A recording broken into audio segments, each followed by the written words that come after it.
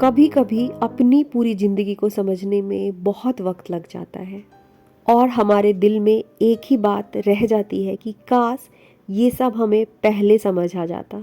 मन में एक अफसोस सी रह जाती है, काश पहले जान जाती। वीडियो के पार्ट 1 को आप सब ने बहुत अधिक पसंद किया है, इसके लिए थैंक यू बोलना चाहती हूँ। बहुत इंपॉर्टेंट पॉइंट्स हैं जिन्हें हम इस वीडियो में डिस्कस करेंगे।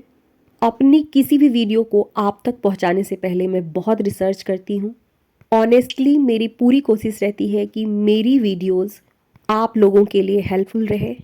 वीडियो को शुरू करने से पहले आप लोगों से रिक्वेस्ट करती हूँ कि पेन और पेपर लेकर ज़रूर बैठिए, क्योंकि मेरी इस वीडियो के थ्रू आप लोगों को कोई ना कोई ऐसा पॉइंट ज़रूर मिलेगा जिसे आप पहले से जानते तो थे पर फॉलो नहीं करते थे। चाहे हम अपनी लाइफ की 20s में हो, 30s में हो, 40s में हो, एक ऐसा पॉइंट है जिसे हमें बिना देरी किए हुए आज ही सीख लेनी चाहिए। उम्र कुछ भी हो, लेकिन हमें अपनी मर्जी से जीना सीखना चाहिए। एक समय था जब मैं भी लोगों के कहने पर जीती थी।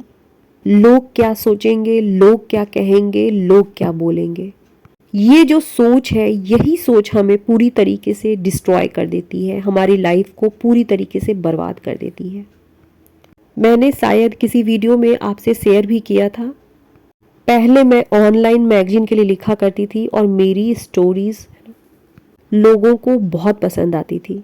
मेरी एक स्टोरी जिंदगी मिलेगी ना दोबारा बहुत फेमस हुई थी।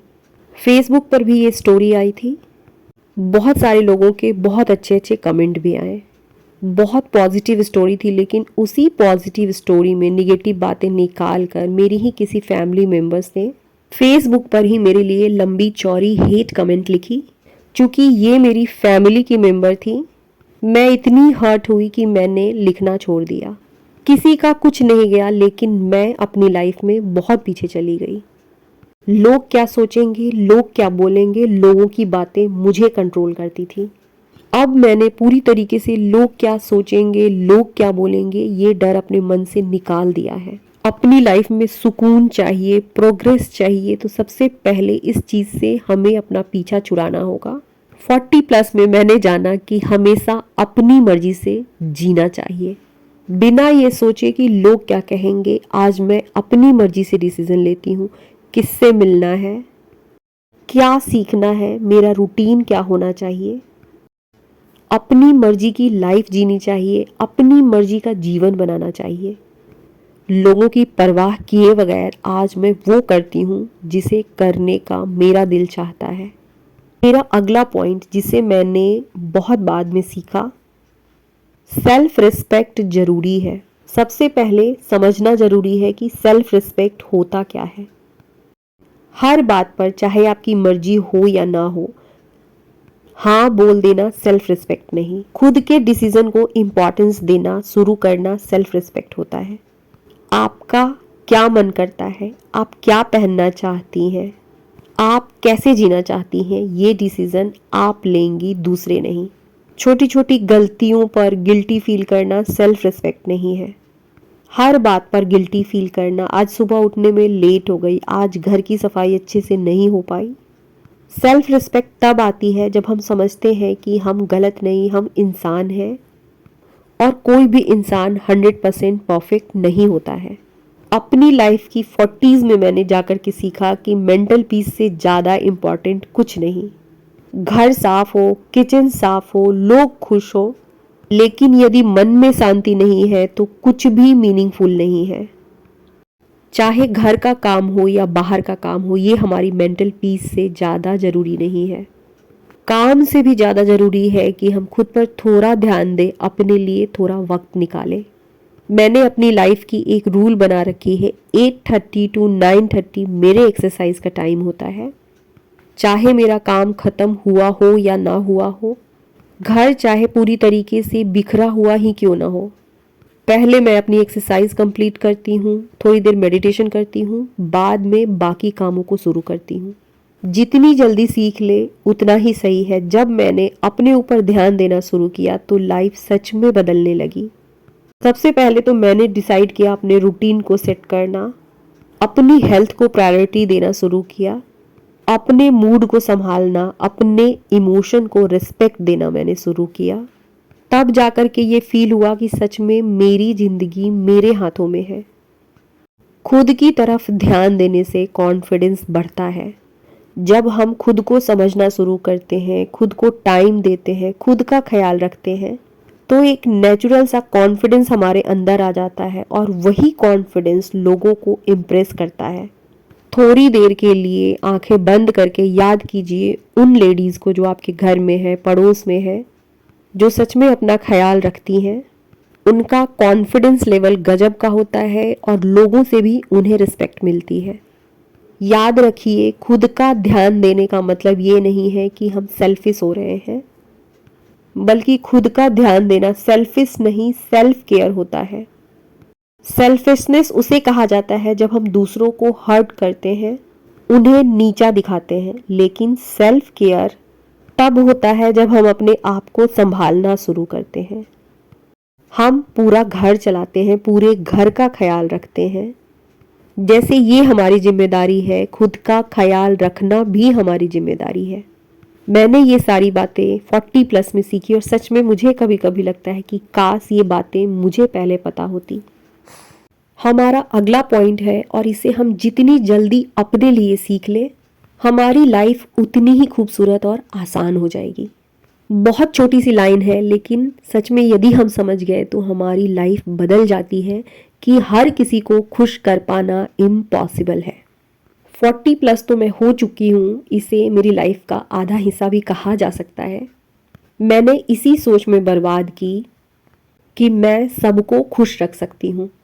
जिस दिन मैंने इस बात को समझा कि इस पूरी कायनात में कोई ऐसा है ही नहीं जिससे सारे लोग खुश हों, वहीं से मेरी लाइफ बदलनी शुरू हुई। मेरे ऊपर बिल्कुल प्रेशर नहीं होता था कि काम सिर्फ किसी को खुश करने के लिए करना है। अपनी जिम्मेदारी को निभाने के बाद मेरा पूरा फोकस खुद के ऊपर रहता था, क्योंकि इस बात का मेरे ऊपर फर्क ही नहीं पड़ता था कि सामने वाला इंसान मुझसे खुश है। मैं उन्हें उनके विचारों के साथ छोड़कर, उनके खुद के हाल पर छोड़कर अपने ऊपर काम करने लगी। हर किसी को खुश रखने की जिम्मेदारी हमारी नहीं है। ईश्वर ने हमें ये खूबसूरत जीवन इसलिए दिया है ताकि हम खुद को खुश रख सकें और अपने आसपास पॉजिटिविटी फैलाएं। अगला पॉइंट है जिसे मैंने बहुत बाद में सीखा। हम सबको अपनी लाइफ के कामों की प्रायोरिटी डिसाइड करनी आनी चाहिए। हमारी लाइफ का 90% हिस्सा घर और बाहर के कामों में उलझ कर रह जाता है, और आज जो हम करते हैं, हमारा जो एक्शन होता है, वही हमारी लाइफ को डिसाइड करता है। बताती हूँ कैसे। पूरे दिन भर में तो हमारे घर में अनगिनत काम होते हैं, लेकिन यही काम हमारे फ्यूचर को डिसाइड करते हैं, लॉन्ग टर्म में हमें फ़ायदा पहुंचाते हैं। अब हम नॉर्मल इंसान हैं, सारे काम तो कर नहीं सकते हैं, ना तो हमारे पास कोई जादुई शक्ति है कि एक ही बार में सब कुछ खत्म कर लिया जाए। जब ऐसी सिचुएशन आए कि काम का पहाड़ दिख रहा हो, तो उन कामों को चुनिए जो आपको लाइफ में आगे चल के फायदा पहुंचाने वाले हैं। मैं अपने बारे में बताती हूँ। मेरे घर में भी कोई हेल्पर नहीं है, सारे काम मैं खुद ही करती हूँ। घर की सफाई रोज होगी, घर रोज गंदा होगा, लेकिन मैंने जो अपने लिए अपना एक्सरसाइज का टाइम फिक्स किया है, मेडिटेशन का टाइम फिक्स किया है, आज इसके रिजल्ट मुझे बिल्कुल नहीं दिखेंगे, लेकिन आगे चलकर मेरी बॉडी में इसके रिजल्ट दिखने वाले हैं। मेरी तो ऐसी बहुत सी फ्रेंड्स हैं जिन्हें अभी से ही घुटनों में दर्द होने लगा, लेकिन मैंने लंबे समय से योगा एक्सरसाइज अपनी लाइफ का पार्ट बना रखा था। मुझे इस तरीके के पेन नहीं होते हैं। बहुत सी ऐसी बीमारियां जिन्हें हम अपना केयर करने के बाद सिक्योर कर सकते हैं। कहने का मतलब कि अपने उन कामों पर फोकस करना है जो आपकी लाइफ में लॉन्ग टर्म पर आपको फ़ायदा पहुंचाएं। एक और एग्जाम्पल देती हूँ। मेरे लिए मेरे बच्चों की पढ़ाई बहुत इम्पॉर्टेंट है। घर के काम चाहे कितना भी छूटे, लेकिन तनिष्क की पढ़ाई मैं कभी भी इग्नोर नहीं करती हूँ। हाँ, उससे कोई अधिक इम्पॉर्टेंट चीज़ें आ जाती हैं, तब मैं उसकी पढ़ाई को इग्नोर कर देती हूँ। अपनी अपनी लाइफ की ऐसी चीज़ों को ढूंढिए जो आपको लॉन्ग टर्म में, फ्यूचर में फ़ायदा देने वाले हैं, और उन पर काम कीजिए। ऑफ कोर्स घर की सफाई और बाकी चीज़ें भी इम्पॉर्टेंट हैं, लेकिन लॉन्ग टर्म में कौन सी चीज़ें हमें फ़ायदा पहुंचा रही हैं, हमारी लाइफ को बेहतर बना रही है, ये हमें पता होना चाहिए। मैंने तो बहुत बाद में सीखी, बुक्स के थ्रू ही सीखी, वीडियोस के थ्रू ही सीखी। मेरे लिए सच में ये पॉइंट बहुत बहुत इम्पॉर्टेंट है। अगला पॉइंट, किसी के भी गलत बिहेवियर को टॉलरेट करना बंद कीजिए। हाँ, कुछ ऐसी जगह होती है जिन्हें इग्नोर कर देना भी सही होता है, लेकिन अगर कोई आपके साथ गलत टोन में बात कर रहा है, आपका वैल्यू कम कर रहा है या आपको इग्नोर कर रहा है, तो शांति से मगर बोल्डली आप उसे कह सकती हैं, मुझे इस तरीके की बातें पसंद नहीं है। बिल्कुल सच है कि हमारी लाइफ है और इसे खूबसूरत बनाने की पूरी जिम्मेदारी हमारी। कोई नहीं आता है और कोई नहीं बताता है, हमें खुद के लिए खुद खड़ा होना पड़ता है। इसी के साथ आज की वीडियो को ख़त्म करूंगी। मिलूंगी फिर से